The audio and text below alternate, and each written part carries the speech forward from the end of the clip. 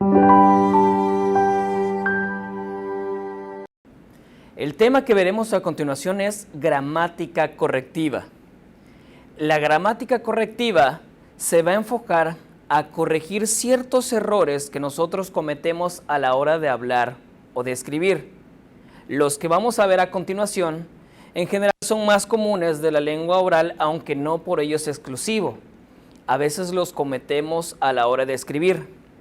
Lo importante de aprender de gramática correctiva es corregir ciertos errores que podrán parecer detalles, pero que al final van a demostrar un respeto de la persona que habla o la persona que escribe hacia aquella persona que escucha o que nos lee.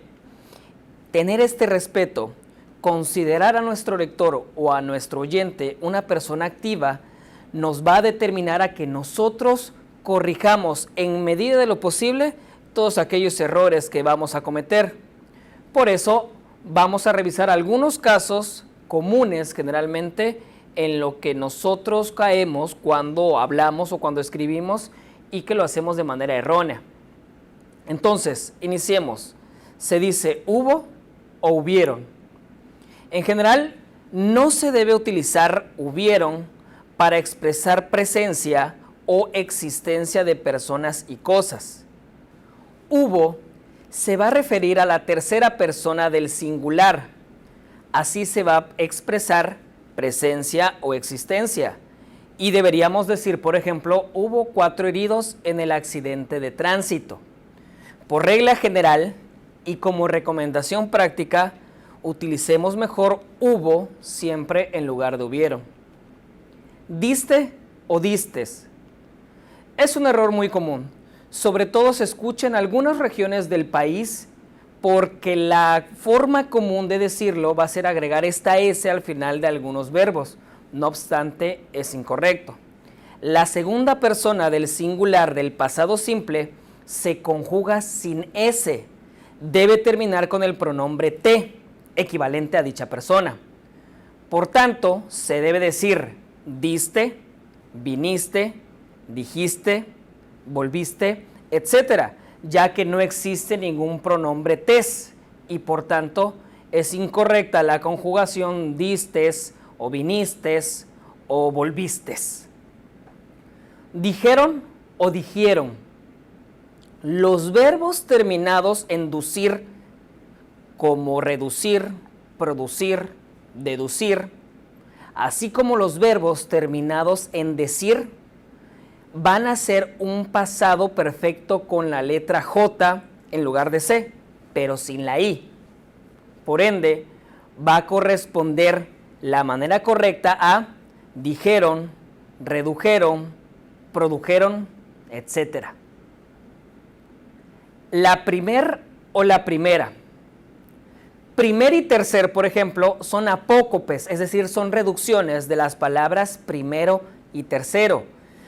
Por tanto, deben utilizarse delante de sustantivos masculinos. Es correcto decir, por ejemplo, el primer curso fue interesante. No, la primer aula estaba muy sucia, porque aula es femenino, se utiliza la primera. Entonces, nunca debe decirse la primer, sino la primera, si el sustantivo al que señalan es femenino. ¿Cómo debe decirse? ¿El ave o la ave? Los sustantivos femeninos que empiezan con A acentuada o A tónica van a llevar el artículo el. Entonces vamos a decir el agua, el ave, el águila, el alma, por ejemplo.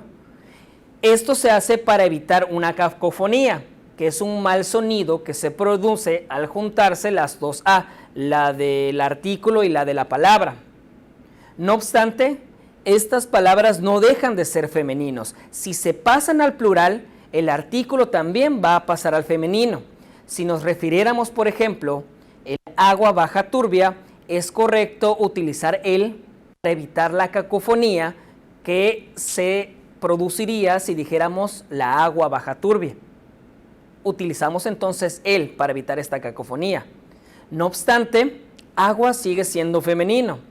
Y si se pasa a su forma plural, el artículo ya puede cambiar también a plural. Y lo correcto sería las aguas bajan turbias.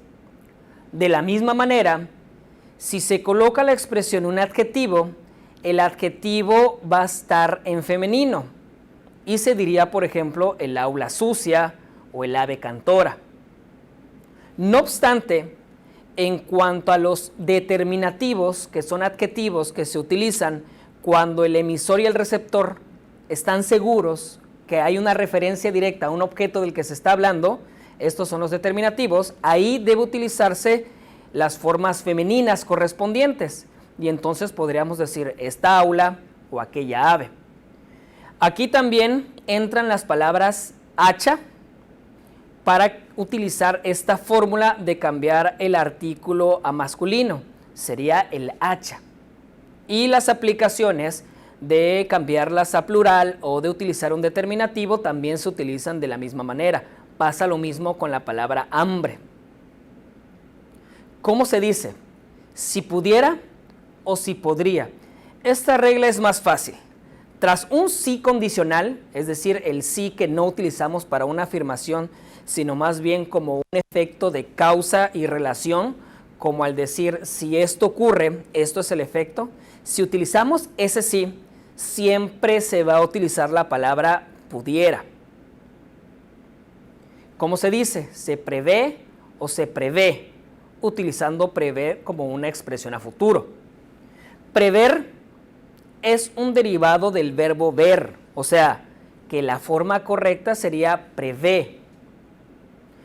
Vamos a revisar algunos ejemplos rápidos de cómo debe decirse y cómo no debe decirse algunas expresiones que utilizamos en nuestro diario vivir. Se dice aprieto y no aprieto. Se dice enredo, no enriedo. Se dice friego, no frego. Se dice tuesto en lugar de tosto. Se dice pasé en lugar de pasié.